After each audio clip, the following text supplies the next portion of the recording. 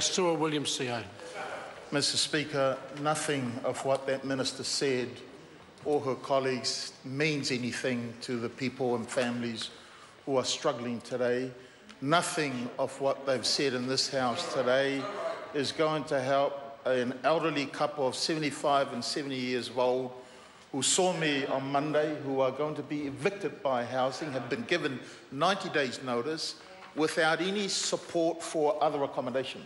Nothing of what that minister said or any of her colleagues is going to help the growing number of people who are living in homeless situations, who are forced to live in a car. So I think it's time that we evaluate this government and seriously evaluate it.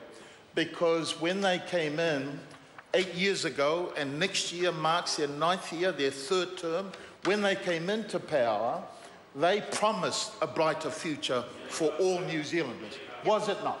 That for all New Zealanders.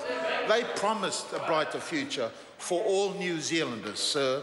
Let me ask them, why is it that Tupuia Marae is taking on people during the winter season? Why is that?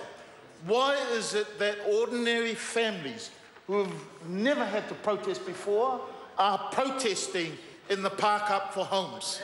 Why is it that they're protesting in Mangere?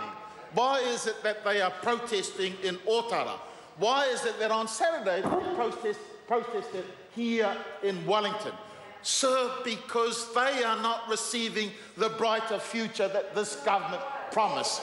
We now have 42,000 people living in deprived housing situations. That means they are living in garages or cars. That does not include the thousands of people who are living in emergency homes, sir. Those people are not receiving the brighter future. Garages were built for vehicles, not for families with children. Cars were a mode of transportation, not for people to live in. Those people are not receiving the brighter future that this government promised them.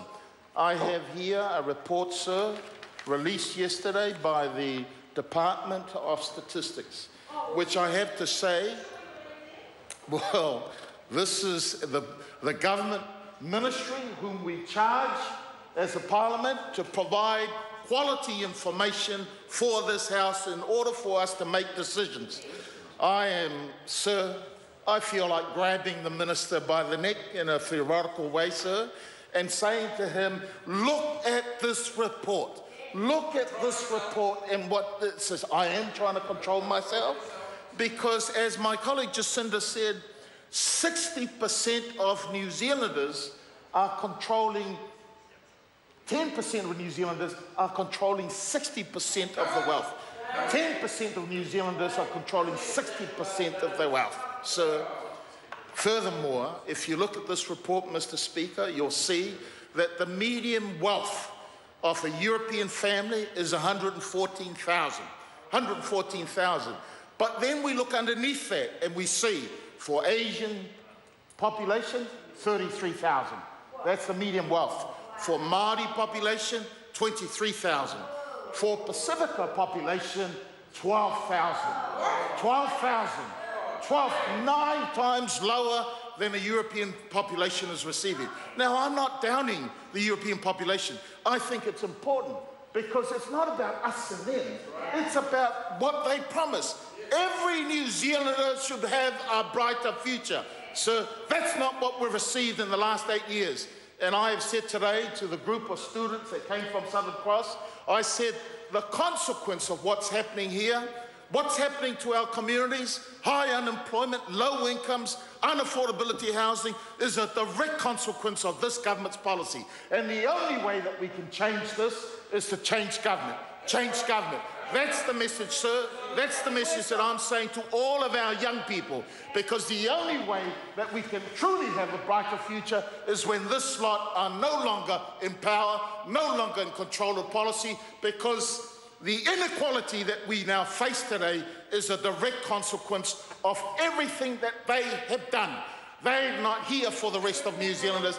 They are only here for their friends and mates. That top 10%, sir. And I say to this government here, get ready to leave, because if you don't change policy now to address the inequality, we're going to get rid of you 2017.